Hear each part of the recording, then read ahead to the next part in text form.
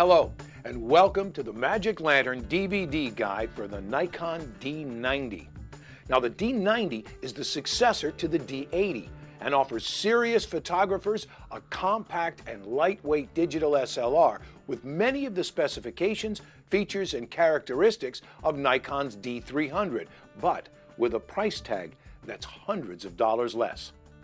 The 12.2 megapixel resolution, blazing fast performance, and dozens of customization options give the D90 enough versatility to compete effectively with any digital SLR on the market.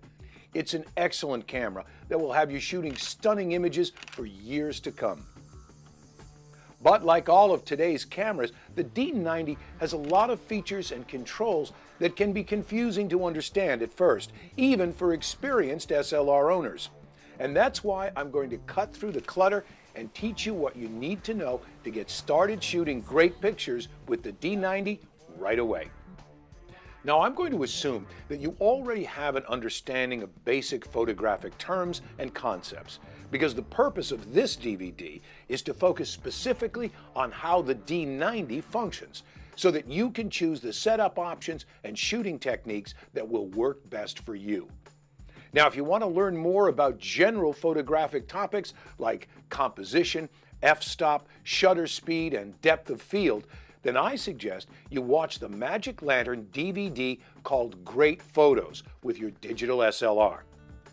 In it, I explain the basics of exposure, the differences among various types of lenses, tips for good composition, the use of creative exposure settings, and much more. Other resources you'll find helpful are the many great books on digital photography from Lark Photography Books.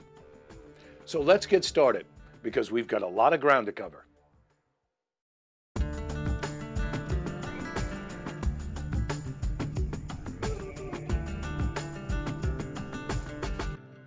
I think the best place to begin is to take a walk around the camera and get familiar with the functions of the external buttons, switches, and other controls. Then we'll go back later and take a closer look at most of them in other chapters of the DVD. I recommend that you get your camera out and follow along with me. Now, at times, you may want to pause the DVD to experiment with the settings and try things out for yourself. Also keep in mind that sometimes there are several different ways to achieve the same result. I'm not going to stop and point them all out. I'll show you one way, but don't be surprised if you discover a different way that works even better for you. Let's start on the top of the camera with the power switch.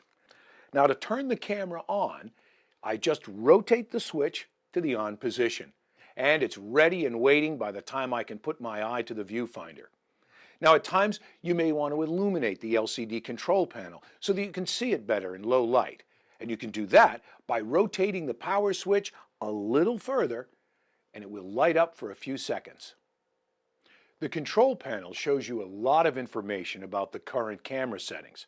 In fact, there are about 24 different camera settings that can appear at various times on the control panel, including the flash mode, the battery condition, shutter speed, f-stop, the release mode, the remaining capacity of the memory card, the metering mode, the autofocus mode, the selected focus area, image size, image quality, and the white balance setting. Learning to understand what all of this information means and then how to change the camera settings represented on the display will be very important to the quality of the pictures you take. We'll be learning a lot more about all of these settings throughout the rest of the DVD. Nested inside the power switch is the shutter release button. Pressing it halfway down will activate the autofocus and auto exposure functions so that the camera can start making its calculations for taking the best picture. Fully depressing the shutter release button momentarily will fire the shutter once, and holding it down while the camera is set in continuous shooting mode will fire up to 4.5 frames per second. Now that's fast. Next to the shutter release button is the metering mode button for determining how the camera calculates the exposure for each picture, and the exposure compensation button that can be used to override the automatic exposure settings. To use either control, you just press the button down while you turn the main command dial at the rear of the camera to cycle through the choices. Next, there's the release mode button. There are 6 release mode choices on the D90 that control what the camera does when you press the shutter button. Most of the time, you'll want the camera to take just one picture only, but sometimes you'll want it to fire off several pictures in a row. Or maybe you'll want to use the self-timer so you can run over and get into the picture yourself. Changing the release mode is accomplished the same way that other camera settings are changed. You just hold the button down while you rotate the main command dial. The choices are single frame. This is the mode you'll use most often. The camera takes one photo each time the shutter release button is pressed. Continuous low speed. The camera will record from 1 to 4 frames per second, depending on how you've programmed its menu setting, while you hold down the shutter release button. The default speed is 3 frames per second.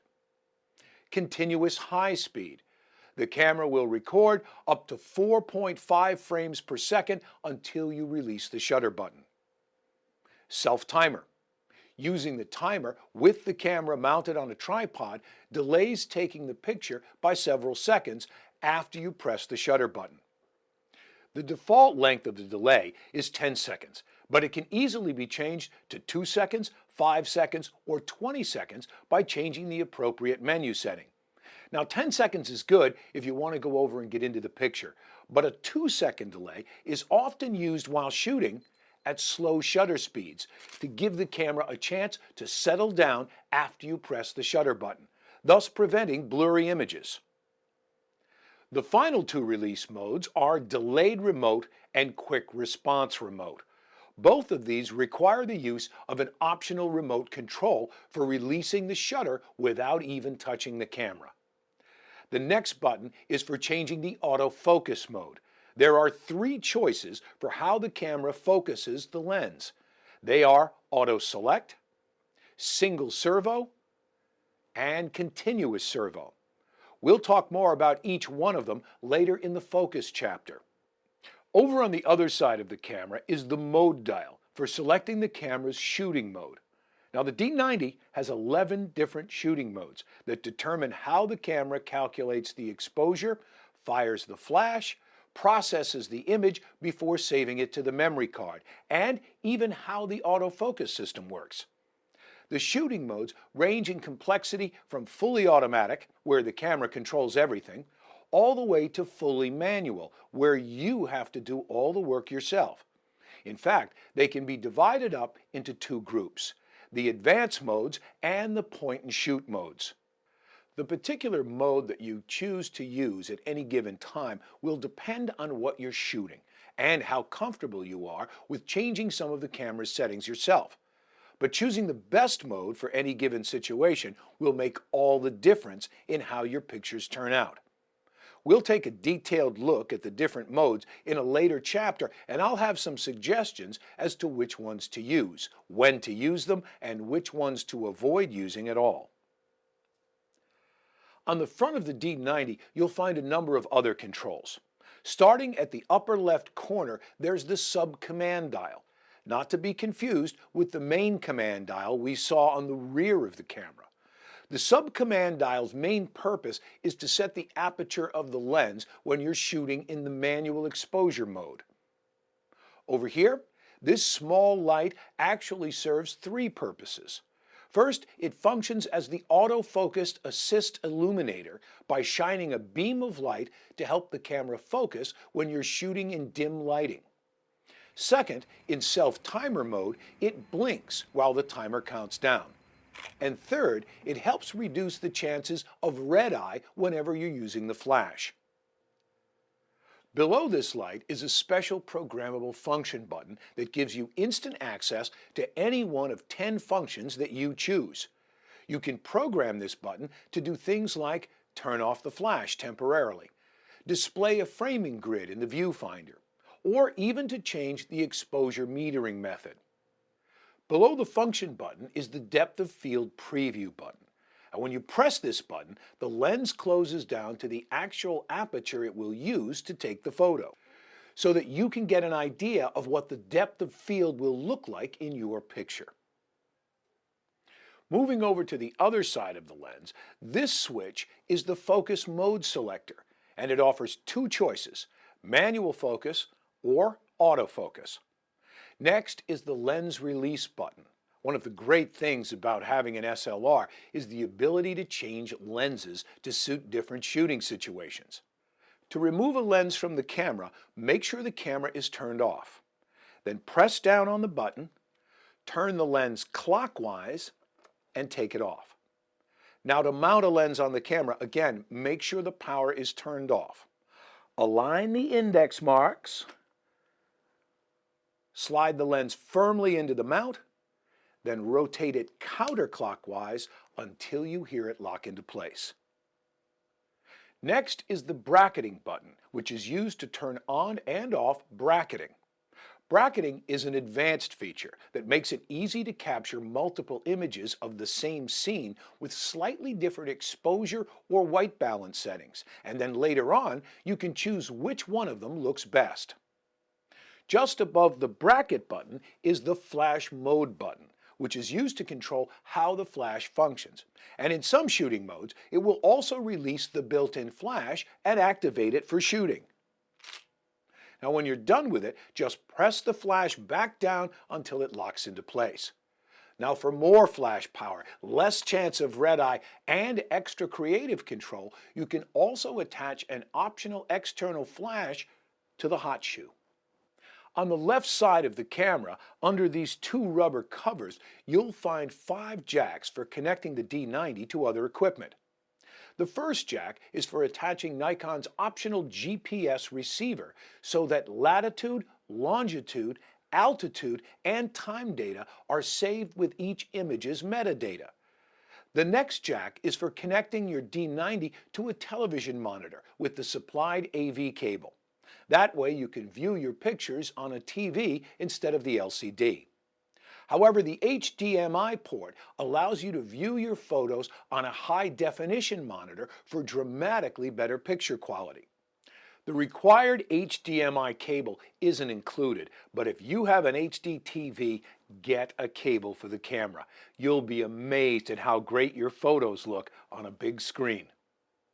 Next, there's a standard USB port for connecting the camera to a computer or even directly to a printer. And finally, there's a port for connecting an optional AC adapter that is sold separately. On the back side of the camera, you'll find the greatest number of dials, buttons, switches, and other controls.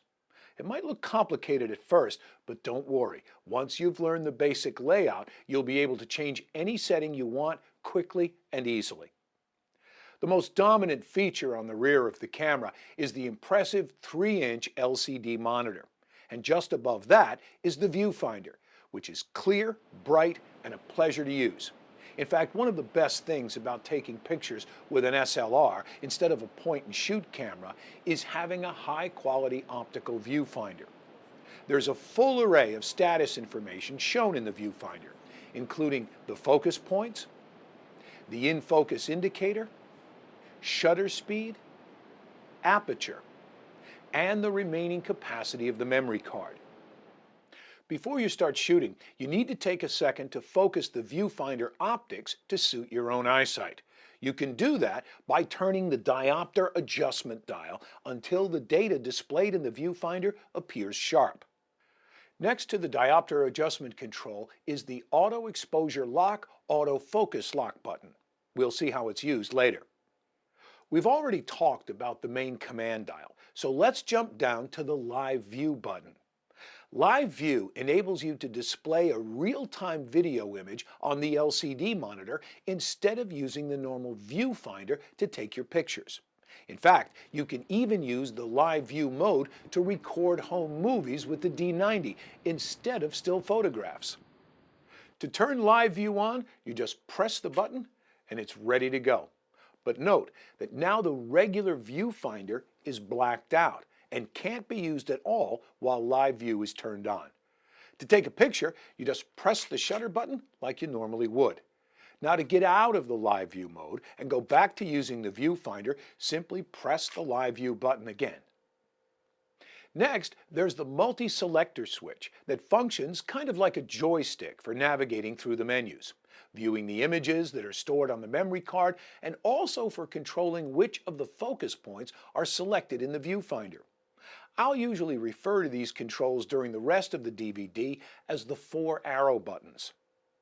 The OK button is pretty self-explanatory. Anytime you want to make a selection from the menus, you just press the OK button. It's also used as the record start stop button when you're shooting movies, but we'll talk about that later. Next is the focus selector lock switch. Rotating it to the L position will prevent the selected focus point from changing if the multi-selector is accidentally pressed. I recommend that you leave this unlocked. Next, there's the information display button, which can be pressed to bring up a shooting information screen that shows almost 36 different camera settings, including the shutter speed, aperture, the number of exposures remaining, and much more. Now, a lot of this data is also shown on the control panel and in the viewfinder. But sometimes, such as when the camera is on a tripod like this, it's a lot easier to see the settings displayed on the monitor instead. But that's not all this button does. Watch what happens when the Info button is pressed a second time. Now, several of the settings along the bottom of the screen can be highlighted and then changed without drilling down into the menu screens. This shortcut can be a big time saver. To turn off the information display, you can either wait 10 seconds and the camera will do it for you, or you can press the Info button a third time. Over on the left side of the monitor, there are 6 additional buttons that have multiple functions each. There's the Delete button, the Playback button, the Menu button, the Protect button, the Thumbnail button, and the Playback Zoom In button. These all work closely with each other, so it makes sense to talk about them all at once. Both photographs and movies can be viewed on the monitor at any time by pressing the Playback button. This view is called the File Information Display. The most recently taken image or the last one you viewed is shown first. You can view other images stored on the memory card by using the left and right arrow buttons on the multi-selector to go backwards or forwards. You can always tell which image you're looking at by noting the numbers that are displayed in the upper right-hand corner. The number to the left of the slash tells you the number of the current image, and the number to the right of the slash tells you how many images are stored on the card. At the bottom of the screen, you can see the folder where the image is stored, the file name, the image quality, the image size, the time of day, and the date it was taken.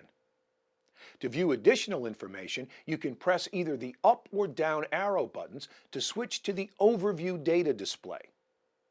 Now we've added the exposure mode, the shutter speed, the aperture of the lens, a histogram, and other information. Whenever you're playing back images, they can be viewed individually as seen here, or as thumbnails by pressing the Thumbnail button. You can choose to show 4 images per page, 9 images, 72 images, or even use the new calendar display to easily find photos organized by the day they were taken. Let's use the Playback Zoom In button to go back to the thumbnail page that shows 4 images. Notice that each photo is individually numbered, and a bar on the right side of the screen tells you approximately where you are in relation to the rest of the photos stored on the card. Any thumbnail image with film sprocket holes along the sides is a movie file. When you find a photo that you want to view full screen, just press the OK button to exit the thumbnail view. And if full screen view isn't good enough to see the details, for example, if you wanted to check to see if an image was in focus, you can press the Playback Zoom In button repeatedly to magnify the image. You can scroll around to see other parts of the photo by using the arrow buttons. To decrease the magnification, press the thumbnail button to zoom back out, or just press the OK button at any time to immediately return to the normal full screen view. Now, if you're like me, sometimes you'll be able to tell right away that a photo you took is no good. So why not just get rid of it and free up some space on the memory card? You can do that with the Delete button. Whenever there's a photo displayed on the monitor that you don't want to keep, you can press the Delete button and a confirmation screen will appear. Press the Delete button again to confirm the deletion and the picture is gone, so be careful. However, for just the opposite situation, if you've got an important image on the memory card that you want to prevent from being deleted, press the Protect button. Whenever you see the key icon overlaid on any picture, that means it's locked and can't be deleted. Unless, of course, you reformat the entire memory card. To unprotect an image, just press the Delete button again. Even though the D90 has a couple of dozen external buttons, switches, and knobs, many of the camera's most important functions can only be accessed via the menu screens. And those are displayed on the monitor by pressing the menu button. The color-coded display with intuitive descriptions facilitates easy viewing and speedy navigation. By the end of this DVD, you should have no problem navigating the menus and making changes. But for now, let's skip the menus because there's a whole chapter devoted to them later on. Now, you may have noticed that 3 of the buttons in this area of the camera also have labels written above them. That's because they aren't just used for playback functions, they are also used to change important camera settings while you're shooting. By pressing the WB button and turning the main command dial, you can change the white balance setting. To change the ISO setting, just hold down the button and turn the main command dial. The same thing goes for image quality and image size. To change the image quality, hold the button down and rotate the main command dial. Or to change the image size, rotate the sub-command dial on the front of the camera. Each of these settings can also be changed with the camera's menu system, but you'll quickly appreciate the convenience of having dedicated buttons right at your fingertips.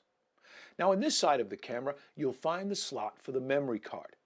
The door is opened by sliding it back, but you should always make sure the camera is turned off before inserting or ejecting a card. If you forget, chances are nothing bad will happen, but it's just good practice to turn the power off before removing either the memory card, the battery, or the lens. Now, the D90 uses secure digital memory cards for storage, and pressing on the card briefly will eject it. Memory cards must be formatted before they can be used for the first time, and then later on, whenever you want to completely erase all of the images on the card and start shooting with a clean slate. I recommend that you reformat your memory cards every time you load them into your camera, assuming, of course, that you've already transferred all the images stored on the card to your computer for safekeeping. Please note that formatting a memory card will erase all files on the card, including any photos that have been protected. Formatting a card is very easy and takes just a couple of seconds. Start by pressing the menu button, and then go to the Setup menu page, and choose Format Memory Card. Answer yes, and the formatting will be completed in a few seconds or less. If I press the Info button, I can now see the total capacity of the memory card. In other words, at the current image quality and size settings, this is about how many exposures I can expect to capture on the card. Well, that's it. That concludes our walk around the camera. And you should now have a better understanding of the basic controls and settings on the D90. I know this chapter wasn't too exciting, but it's very important to have this basic foundation as we continue through the rest of the DVD.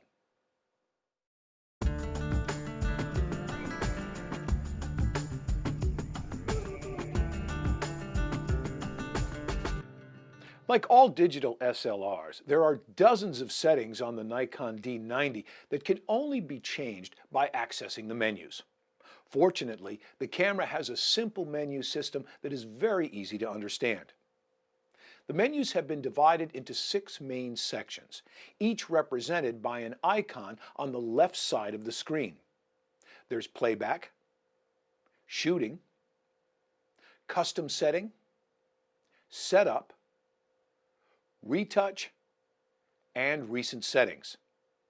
Now, because the D90 has over 90 different menus, and each of them have at least 2 and sometimes several settings to choose from, almost nobody could understand them all right away. And there's no reason you need to. A lot of the menus you'll probably never change, and the important ones will be covered as we go along. So just relax and learn the D90 at your own pace. A nice feature on the D90 is that it has a handy in-camera help system that covers nearly every menu on the camera. Whenever you see this icon on screen, you can hold down the Help button to show a brief description of the current menu selection. The explanations are actually quite helpful, and they make a good learning tool as you get to know the camera better. The Playback menus control how you view images on the monitor, transfer images to a computer, or print directly to a printer. The Shooting menus directly control the settings that determine the look, style, size, and quality of the pictures you take. The Custom Setting menus are used to change how the camera functions while you're shooting.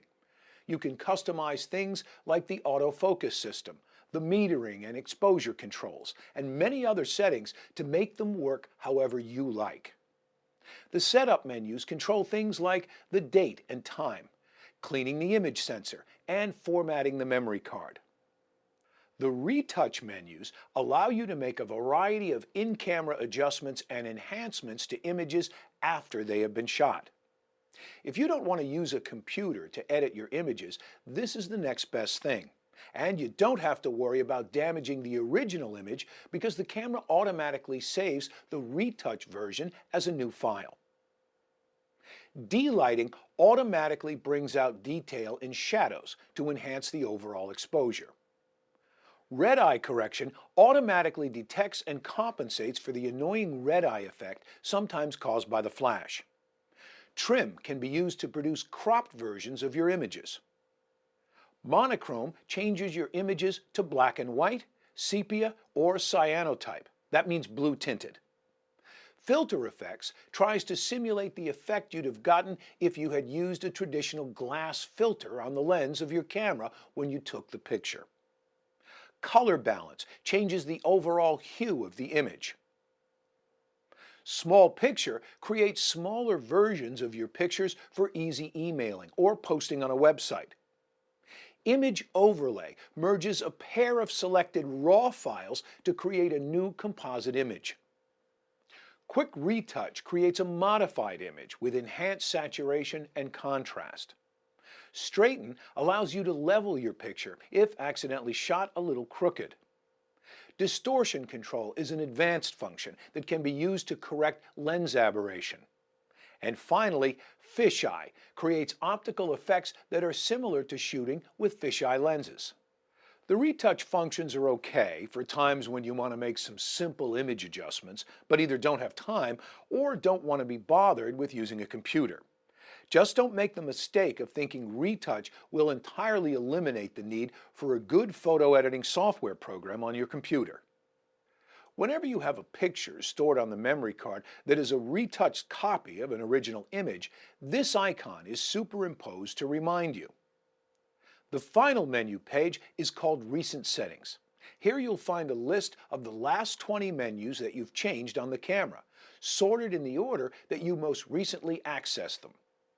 In other words, whenever you make a change to any menu setting, its name is automatically added to the top of the Recent Settings list.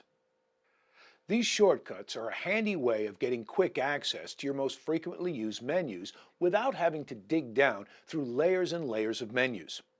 You can think of the Recent Settings list as being like shortcuts on your computer desktop. Well, that's about all we really need to cover for the menus right now. The important ones will be covered later, and the rest are either self-explanatory or should only be changed by advanced users who already know what they do.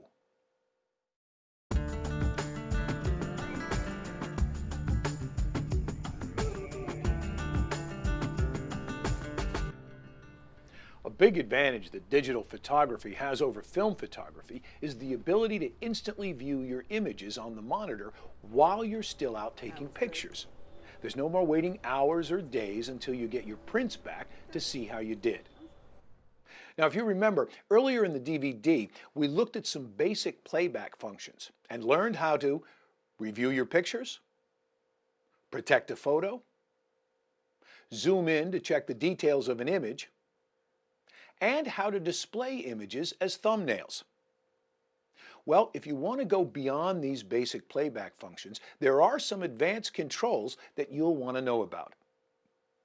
Let's begin by pressing the menu button and navigating to the playback menu. There are 9 submenus within the playback menu that all affect the playback and editing of the images on your memory card. The delete menu is handy when you want to erase several images at once. You have the choice of deleting only selected pictures, deleting all the pictures taken on a certain date, or all of the pictures in the folder currently selected for playback, except of course any photos that have been protected. Let's choose Selected and see how it works. You can use the left and right arrow buttons to scroll through the images on the card and find the ones you don't want to keep. And then press the thumbnail button to mark them.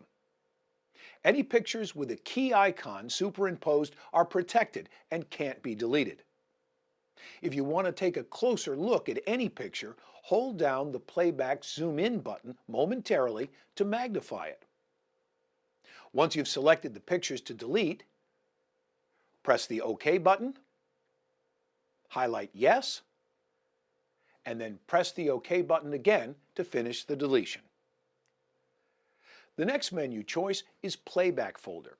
With the D90, you can separate your pictures on the memory card into various folders to organize them by subject, date, location, or whatever criteria you choose.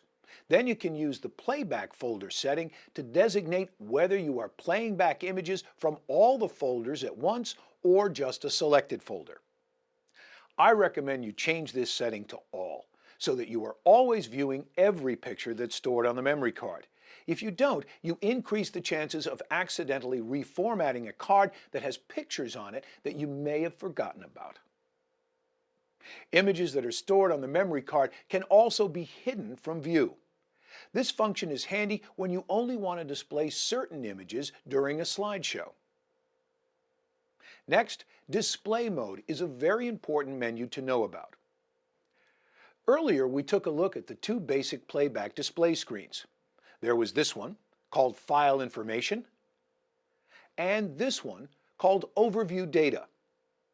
Well, there are 3 advanced playback display modes that you can turn on if you want them. Let's put check marks in all 3 of the boxes to turn them on, and then select Done to lock in the changes. Next, let's switch the camera out of the menu mode and over to the playback mode. Now, instead of just having 2 playback display screens to choose from, we have 5. There's File Information and Overview Data that we just saw a minute ago.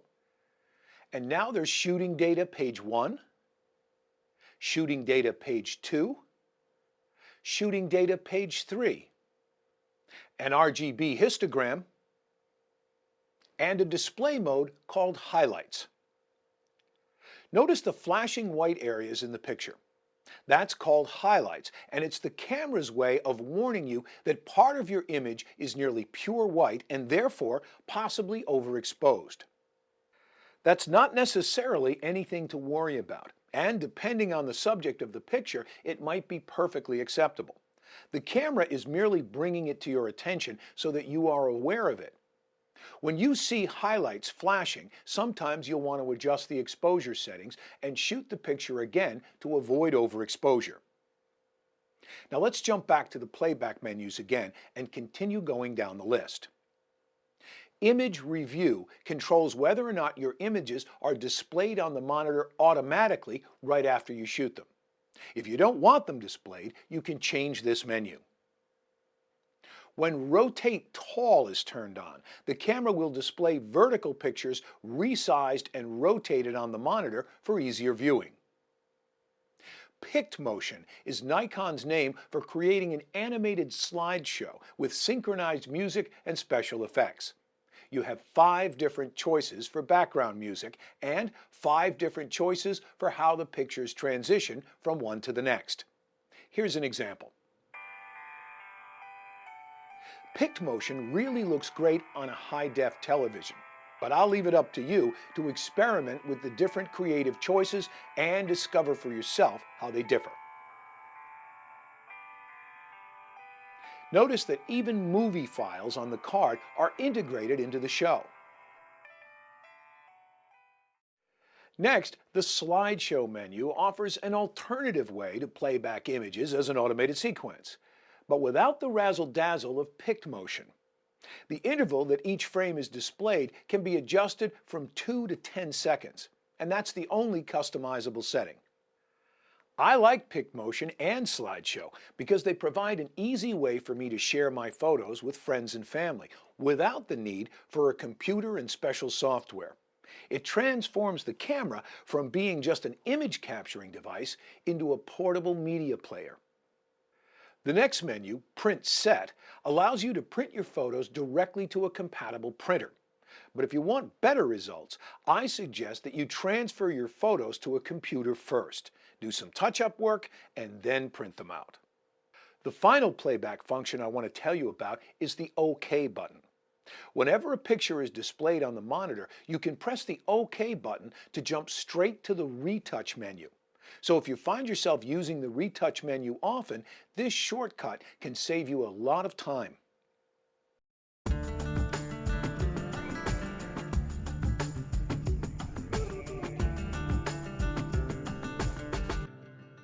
One of the most important things to do before you start shooting is to verify that the image quality settings are the way you want them. If you shoot with the wrong settings, well, there might not be much you can do to fix the problem later. The D90 can record images with a number of different quality settings depending on your needs. Let's start by going to the Shooting menu and choosing Image Quality. There are 7 options to choose from. You've probably already heard the terms JPEG and RAW to describe the 2 main types of files that are recorded with digital cameras. In fact, you can set up the D90 to record either one or even both of them simultaneously if you'd like. In other words, with any of these 3 choices, you can have the camera save 2 files every time you trip the shutter, a JPEG file and a RAW file. So what's the difference between them? The RAW file format is digital photography's equivalent of a negative in film photography. It contains untouched raw pixel information straight from the camera's image sensor. So the advantage of the RAW file is that it offers you maximum control for image editing and making corrections later on the computer. But that's also the disadvantage, because RAW files will always require extra work before they can be used. On the other hand, JPEG is the worldwide standard for digital images, and it's the most popular and compatible format. It provides excellent quality and it's easy to work with. Files are immediately ready for viewing or printing with no further processing. For the photographer who wants to spend more time behind the camera and less time at the computer editing, JPEG is probably the best format to use. During the rest of this DVD, we will only be shooting JPEG files, and there are 3 choices for JPEG quality: Fine, Normal, and Basic. The difference among the 3 choices is the level of compression that will be applied to the image. All digital cameras compress JPEG images before storing them on the memory card, so they take up less space. The higher the compression, the more pictures you can fit on a memory card. But the trade-off of higher compression is a noticeable drop in picture quality. Fine has the least amount of compression, and so therefore offers the best quality. That's the one we want. You should almost always shoot with the image quality set to fine.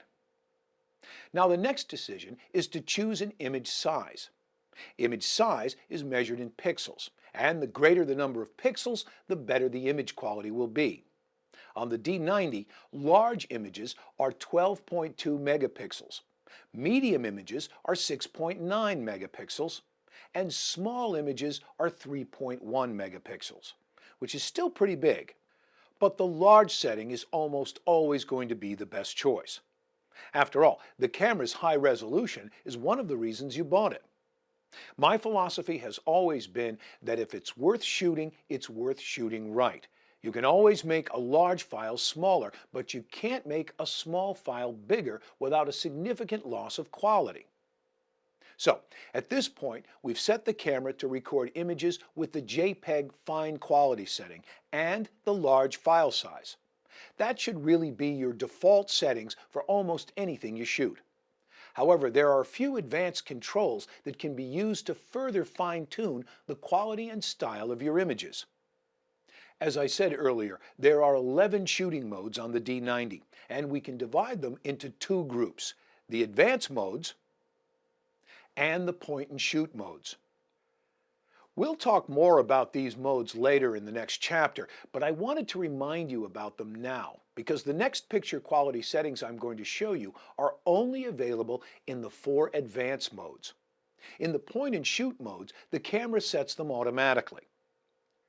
The first menu is called Set Picture Control, and it offers advanced control over sharpness, contrast, brightness, saturation, and hue.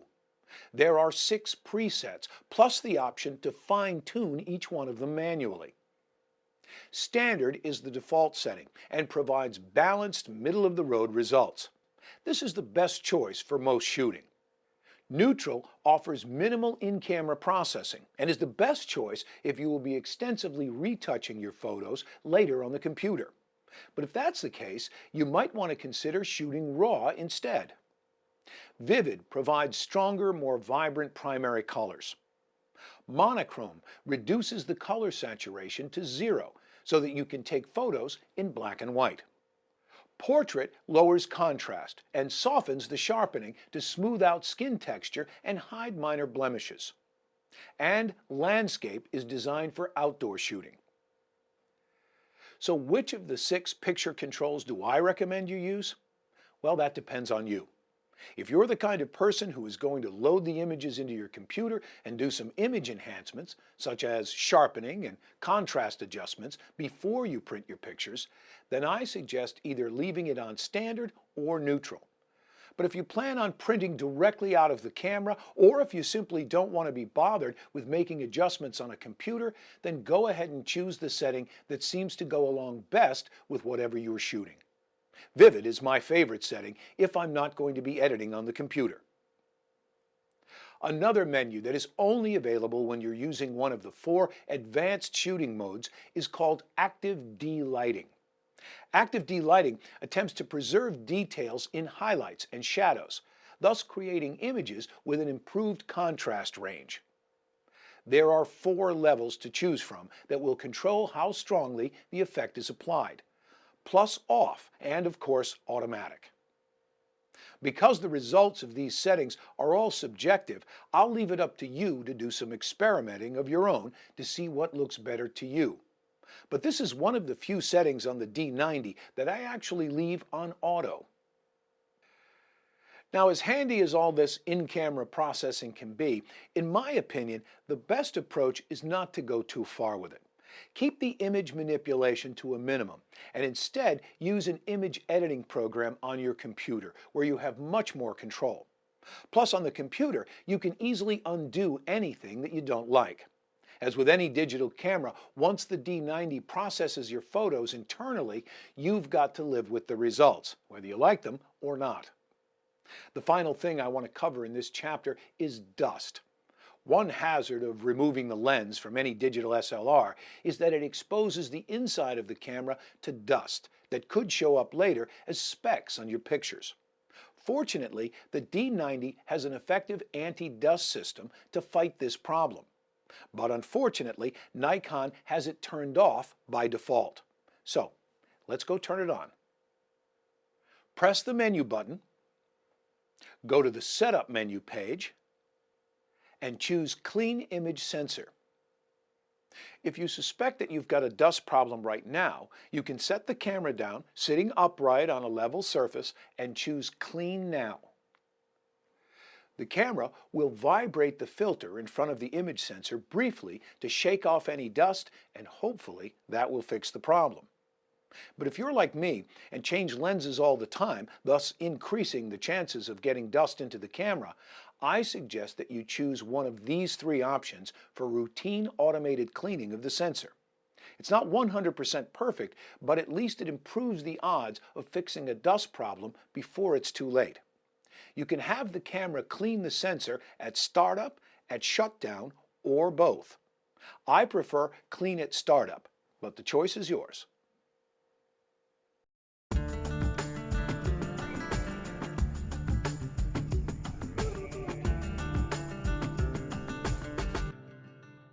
One of the most important parts of shooting great photographs is getting the exposure right. Even though you might be able to use a computer later to try and compensate for bad exposure, there's just no substitute for getting it right in the camera. Now, as I said at the beginning of this workshop, I'm going to assume you already understand what shutter speed, aperture, and ISO are, and how they interact to affect the exposure. Not to mention how they can be used to change the look, style, and quality of your pictures. But if you feel like you need more information, let me again recommend the Magic Lantern DVD called Great Photos with Your Digital SLR, or any of the general digital photography books published by Lark Books. I like to explain exposure by breaking it down into three parts. First, you need to decide which of the 11 shooting modes you're going to use. Second, if you choose one of the 4 advanced shooting modes, then you also have to tell the camera how you want it to meter the scene. Metering is how the camera decides what the best exposure setting should be just before it snaps the shutter. And third, there are a couple of minor controls that you can use to fine-tune the exposure. Choosing any of the 11 shooting modes is as simple as rotating the mode dial, which is divided into 2 parts, the advanced modes and the point-and-shoot modes. The 7 point-and-shoot modes are fully automatic, automatic with the flash disabled, portrait, landscape, close-up, sports, and night portrait. But no matter what they're called, all of these modes are really just slightly different variations of putting the camera on automatic control. So if you don't want to be bothered with thinking about the camera's settings and you're satisfied with shooting snapshots, just turn the dial to any of these modes and start shooting. But I encourage you to think twice before using any of the point-and-shoot modes, because they take too much control out of your hands. Not only do they change the exposure settings, they also override just about every other manual setting on the camera, including white balance, picture control, active D-lighting, the metering mode, and more. But to make matters even worse, in my opinion as a professional photographer, these modes don't even use the best settings for the type of shooting they are supposedly intended for. My advice is to learn to use the advanced modes, because in the long run, you'll become a better photographer for doing so. The 4 advanced shooting modes are Program Auto Exposure, Shutter Priority, Aperture Priority, and Manual Exposure. Once you feel comfortable using the D90, these are the modes you'll want to use as often as you can so you get the very best results. But which of the 4 modes should you use? Well, that depends on what you're shooting. If you're confident in your ability to set your own exposure and you want complete control, choose manual. The manual shooting mode is the only one that gives you full control of shutter speed, aperture, ISO, and flash. It's entirely up to you whether the exposure is good or bad, so I don't recommend this mode unless you are a very experienced photographer. An easier mode to use is aperture priority. If controlling depth of field is important for your picture, choose aperture priority. For example, you'd probably want a small aperture for landscape shooting so that everything is in focus, and a large aperture for shooting a portrait so you can limit the depth of field. My second favorite mode is shutter priority. If controlling the shutter speed is important for your picture, then choose shutter priority. For example, you'd want a fast shutter speed, over 1,000th of a second for fast-moving action, and a slow shutter speed, under 1 second for special effects like this. However, if you're new to photography, or for times when you don't want to bother tinkering with the camera's exposure settings, you can choose Programmed Auto and let the D90 set the exposure for you. The difference between Programmed Auto and the point-and-shoot modes is that you still have manual control over most of the other advanced settings. I almost always shoot with either aperture priority or shutter priority, so that the camera is giving me some help, but I'm not letting it take over total control. Now, the second part of controlling exposure is to decide which method of metering you want the camera to use. Metering is how the camera analyzes the scene you're shooting and then calculates what the proper exposure should be. There are 3 metering choices on the D90. 3D color matrix 2, center weighted, and spot metering. You can choose to use any of the 3 when you're shooting with one of the 4 advanced exposure modes. But only 3D color matrix 2 is available in the point-and-shoot modes. 3D color matrix is the most complex metering mode because it analyzes exposure information from all over the frame. And because it works in sync with autofocus, it knows where the subject is situated in the composition, and thus gives that part of the frame priority. This is the best mode to trust for just about everything you shoot. It might not be perfect, but overall it will be very close. Center-weighted metering measures light from the entire frame, but places the greatest emphasis on a circular area in the center. Sometimes it might be an okay choice when the main subject occupies the center part of the frame, but usually you'll be better off with sticking with 3D color matrix. Spot metering is an advanced mode that only measures light from a very small area of the frame and ignores everything else in the picture. Because it's so precise, this is the most difficult metering mode to use, and it takes some practice to get it right. So, let's review. We've selected aperture priority as our exposure mode, and 3D color matrix as the metering mode. That's probably the combination I use most often, and I could start shooting right now with confidence that most of my shots are going to be properly exposed. However, in some situations, the metering system can be fooled into producing an underexposed, too dark, or an overexposed, too light image. So if you want good results with unusual subjects or in tricky lighting situations, sometimes you'll need to override the automatic exposure settings. There are several controls on the D90 designed for just that purpose. Let's take a quick look at the most important ones. The D90's exposure compensation function is the easiest way to manipulate the exposure settings. By holding down the exposure compensation button and turning the main command dial, you can increase or decrease the exposure. If you select a positive value, the scene will look brighter. If you select a negative value, it will look darker. What you were doing with exposure compensation is letting the camera figure out what it thinks is the right exposure, and then you are telling it to add or subtract a certain amount of light from that value because you don't agree with it. Depending on which shooting mode you're in, the camera will either change the aperture or the shutter speed to let in more or less light. Another easy way to manipulate the exposure setting is with the auto exposure lock button. Now, under normal operation, the camera continually updates the exposure settings whenever the scene appears to get brighter or darker. Most of the time, that's exactly what you want the camera to do. But sometimes you don't want it to change the settings. By holding down the auto exposure lock button, you can freeze the current exposure settings where they are so they won't change when you reframe your shot. You should be warned, though, that with the default setting, the exposure lock button will also lock the focus at the same time. I don't think that's such a good idea because focus and exposure don't necessarily have anything to do with each other. So if you want to change the default mode, and I suggest that you should, go to Custom Setting menu number F4 and choose AE Lock Hold. As you'll see later in the DVD, this will also be an important setting when it comes to shooting better quality movies. Now, let's take a closer look at ISO on the D90. ISO is a measurement of how sensitive the camera is to light. The higher the setting, the better the camera will be for shooting in low light. But that comes at a price. When you use a higher ISO, you are electronically amplifying the signal that is being generated by the CMOS image sensor. And the more the signal is amplified, the lower the picture quality will be.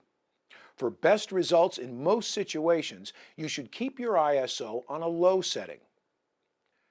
The ISO can be changed by pressing the ISO button and rotating the main command dial. ISO sensitivity can be set between 200 and 3200. For special situations, ISO sensitivity can even be raised above 3200 to high 0.3, which equals ISO 4000, high 0.7, which equals ISO 5000, and high 1.0, which equals ISO 6400.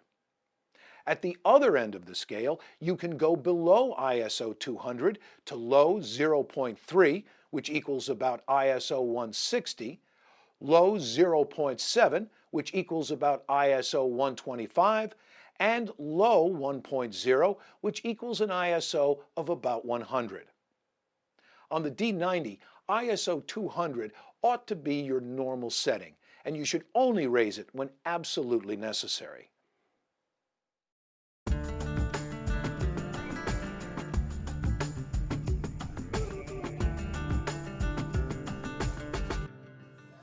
Obviously, sharp focus is a critical aspect of taking great photographs. With point-and-shoot cameras, you never have to think about focus. But with an SLR, you have total control over focus for really professional results. But it takes a little effort and some skill. The D90 lets you choose either autofocus or manual focus via this switch on the front of the camera. When the switch is in this position, you must do all the focusing yourself by turning the barrel of the lens. Flipping the switch to the AF position puts the camera into autofocus mode, and now it will focus automatically when the shutter button is pressed halfway. In fact, you actually have 3 different choices for autofocus mode. When you hold down the AF button on the top of the camera and turn the main command dial, you can cycle through the choices: Auto Select, Single Servo, and Continuous Servo. So how do they differ? In single servo mode, the camera sets the focus only once, when the shutter button is first pressed halfway, and then stays locked regardless of whether the camera or the subject moves. This mode is best for landscapes, posed portraits, or any other stationary subjects.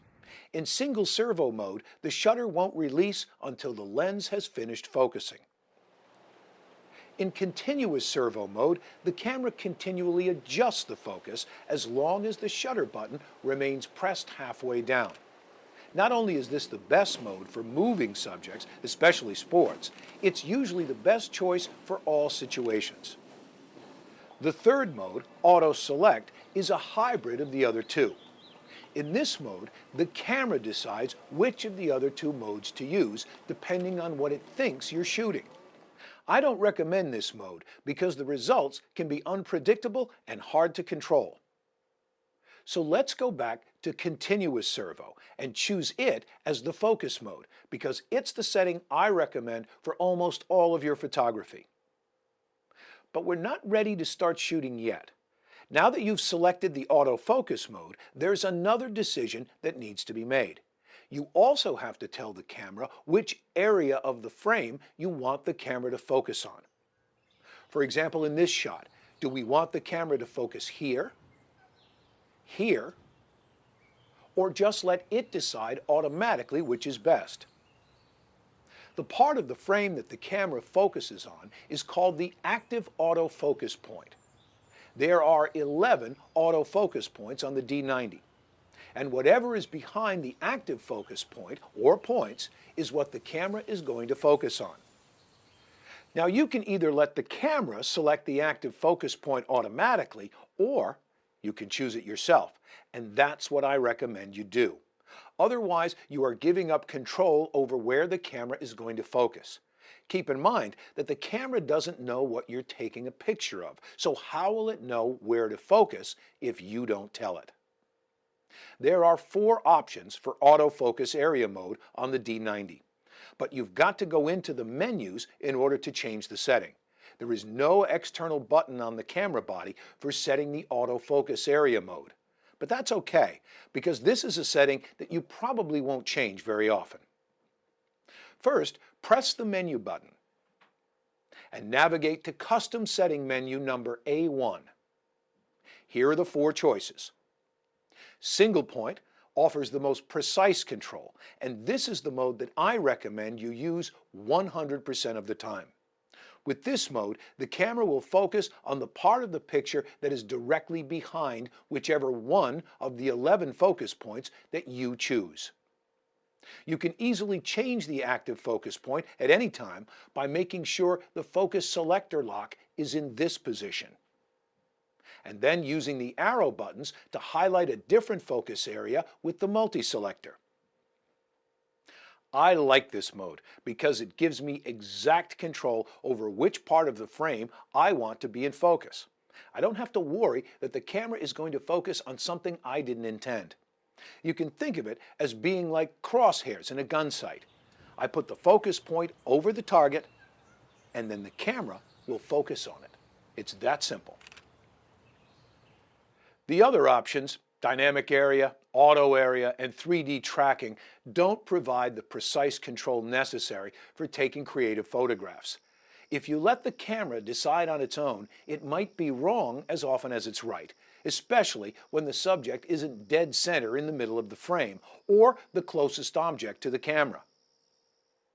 As you see, accurate and creative focusing involves more skill than just pointing the camera and letting it do all the work. If you try to get away with that kind of approach, you'll be very disappointed with the results. I encourage you to get out and practice. Experiment with the different settings. Try tracking moving targets like cars, kids, and pets. The more you practice, the better you'll get.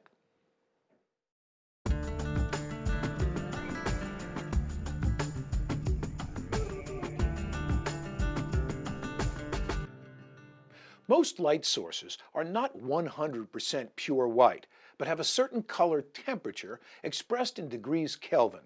The human eye adapts very quickly to these color temperature variations, so the differences are nearly imperceptible.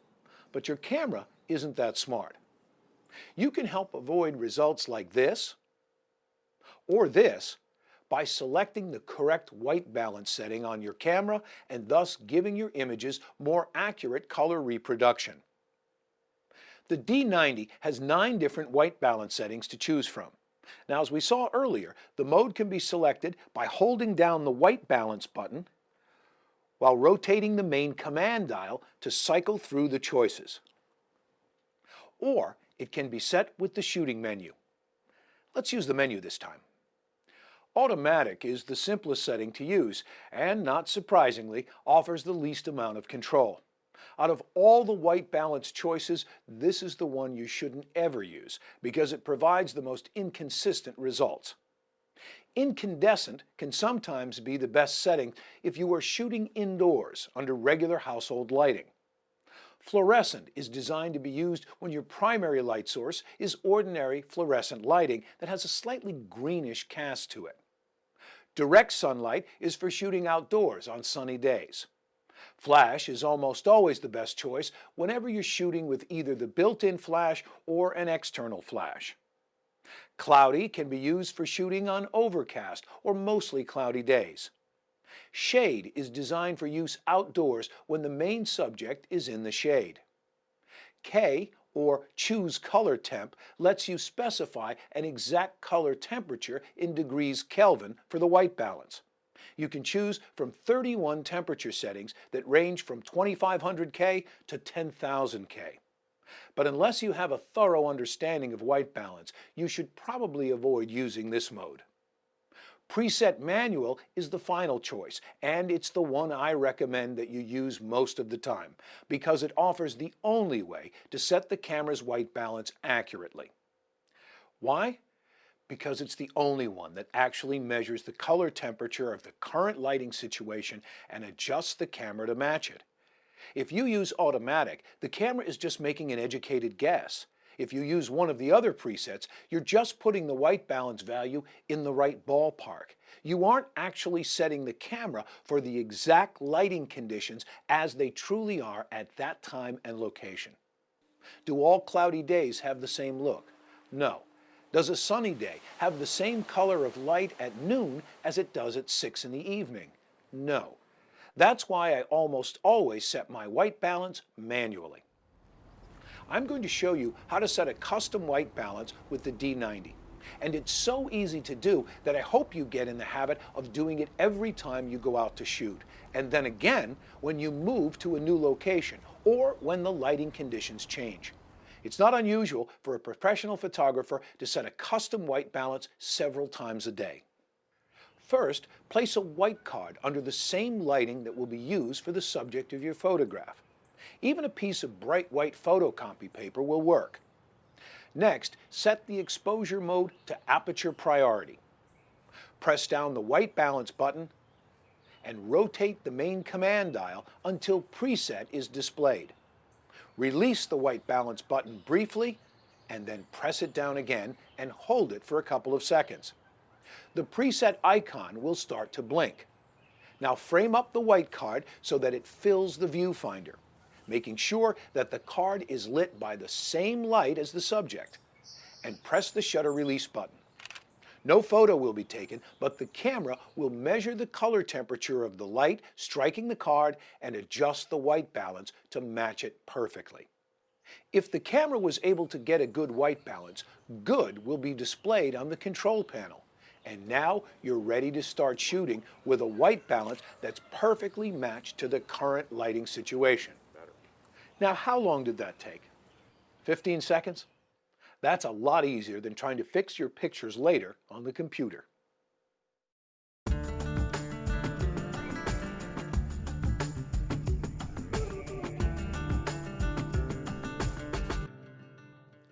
The D90 simplifies flash photography by coming equipped with a built-in pop-up flash.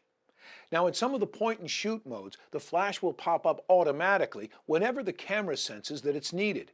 But in other modes, the camera will never pop up the flash, and you can't make it pop up either. That's another reason I recommend not using the point-and-shoot modes. On the other hand, when you're using any of the advanced shooting modes, you can manually pop the flash up whenever you decide that you want to use it. The decision is completely up to you, and the camera will never pop the flash up on its own in these modes. Now, I wish that I could say that flash photography was just as simple as popping up the flash and shooting away, but it's not. You also need to choose a flash mode. The flash mode is what determines how the flash is fired when you take a picture. If you hold down the flash button and rotate the main command dial, you can cycle through the 5 choices. But not all choices are going to be available in all the exposure modes. Right now, my camera is set for aperture priority. This icon means fill flash, and it's what I consider the normal mode for the majority of situations where I feel a flash is needed. If you're not sure which flash mode to choose, use this one. The next flash mode simply adds red eye reduction to the fill flash mode. Next, there's the slow sync mode, which attempts to achieve a mix of ambient light and the much brighter light generated from the flash. On the left is an image taken with fill flash. The subject looks fine, but you have no sense of the surroundings because the flash has overpowered the ambient light. On the right, we see what happens with slow sync. The camera was able to capture the subject along with the surroundings for a more natural look. The next mode simply adds red eye reduction to slow sync. And the final mode is called rear curtain sync. You might also see the word slow displayed with it, depending on the shooting mode you've selected. In this mode, the flash fires just before the shutter closes instead of when it first opens. When combined with a slow shutter speed, you'll create a streak behind a moving subject, with the subject frozen at the end of the frame, providing a great sense of motion. If you would like to know more about using flash with your D90, I recommend getting a copy of the Magic Lantern Prism Guide's Nikon AF Speedlight Flash System. It offers comprehensive information on using Nikon's creative lighting system.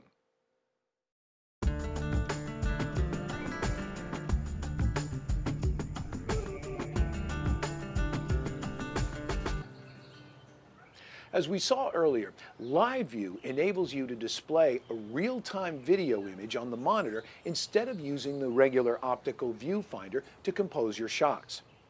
Now, I'll admit that Live View can sometimes seem more convenient when the camera is mounted on a tripod, but I don't recommend it for routine handheld shooting because it simply makes the camera too awkward to aim and hold steady.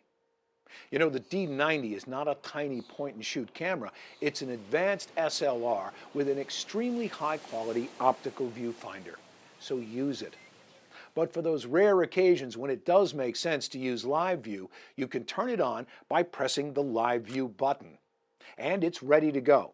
To take a picture, you just press the shutter button. Another disadvantage with using Live View, besides making the camera hard to handle, is that autofocus isn't as fast or as accurate. And that delay, as the camera tries to focus, will really slow you down in some shooting situations, and could result in missed shots. Even Nikon warns in the owner's manual that there are about a dozen different situations where autofocus simply won't work very well during Live View. Although you can change the focusing mode for Live View by going to menu number A7 and choosing a different mode, it doesn't help. In my experience with the D90, even the new face detection mode is completely unreliable. My advice, if you must use Live View at all, is to leave this setting on wide area and hope for the best. But don't take my word for it. Try the different settings and see what you think works best for you. The Nikon D90's D-Movie mode is without a doubt the camera's most unique feature. Compared to tiny point-and-shoot cameras and cell phones that shoot video, the D90 delivers improved picture quality and dozens of lens options to stretch your creative wings. One thing I really appreciate about video from the D90 is that there are no tapes to transfer.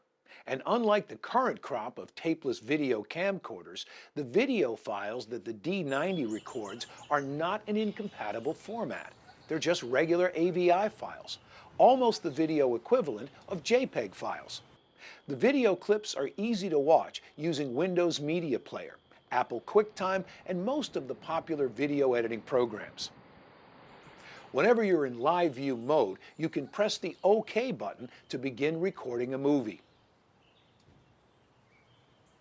and then press it again to stop recording. How's that for being easy? A mic on the front of the camera records sound, while a speaker on the side of the body handles playback. Let's go to the shooting menu page and choose Movie Settings. 3 movie formats are available. The highest resolution being HD at 1280 by 720 pixels. The 640 by 424 mode is roughly equivalent to a regular standard definition television picture, and the 320 by 216 mode records smaller movies that you could post on a web page. The maximum continuous recording time is 5 minutes with the HD setting or 20 minutes with the other 2. Your choice of which movie mode is best for you will be determined by several factors. How will your movie be shown? Do you have an HD television that is capable of showing the HD movies that you shoot? Will you be editing your movies? If so, what resolution can your editing software handle? And so forth. Only you can answer these questions for you, and I strongly suggest that you do some experimenting right now before you shoot a bunch of movies with settings that were the wrong choice. In professional video production, that's called testing your workflow. Now, while the movie mode does make capturing short video clips fun and easy to do, it's not meant to replace a good camcorder, so don't expect too much from it. Here are some limitations of movie shooting that you should be aware of. Number one, once the movie is started recording, there's no autofocusing. Only manual focus adjustments are possible, and that's very hard to see on the LCD monitor. Number two, in the default mode, exposure will fluctuate constantly, as seen in this example, whenever the camera or subject moves. Number three, the camera will tend to overexpose most movies, and it's very difficult to judge whether the exposure is right or wrong just by looking at the monitor. Number four, with most lenses, you have no real control over the selected aperture or shutter speed that the camera will use. Number five, audio is recorded as single-channel mono only. There's no windscreen for the built-in microphone, and there's no jack to connect an external microphone. And number six, video is always recorded at 24 frames per second, rather than the more traditional 30 frames per second you're used to seeing on TV. So any motion in the picture might look a little jumpy to you. Here are a few tips to get you started off on the right foot shooting movies and overcome some of the challenges I just mentioned. Number one, whenever possible, switch the camera and lens over to the manual focusing mode. Use the optical viewfinder to focus on your subject because it's a lot easier to see what you're focusing on. Then, turn on live view and then start recording the movie. Number two, when live view is turned on, you can use the playback zoom in and thumbnail buttons to electronically magnify the image on the screen to help with focusing. And then when you press the OK button to start recording, the image automatically switches back to the normal view. Number three, try to avoid shooting subjects moving straight at you or straight away from you, because focus will be less of an issue. Number four, if the exposure doesn't look right to you on the monitor, hold down the exposure compensation button and rotate the main command dial to make it lighter or darker. This is really the only influence you have over the exposure, no matter which of the 11 shooting modes you've chosen. I usually set my exposure compensation to -0.7. Number five, to avoid the problem of having the exposure fluctuate while your movie is recording, like this, go to Custom Setting menu number F4 and change this setting to AE Lock Hold. You may remember that we already chose this setting during the exposure chapter. Now, when you're back in live view mode and you've got the exposure set just the way you want it, you can lock in the exposure to prevent it from fluctuating by pressing the exposure lock button just before you start recording the movie. This icon down here reminds you that the exposure is locked and won't fluctuate like it normally would. So those are just a few easy-to-follow tips to make your movie shooting more successful if you want to try and get high-quality results. But don't forget, you can always ignore all my tips and just press the record button and start shooting.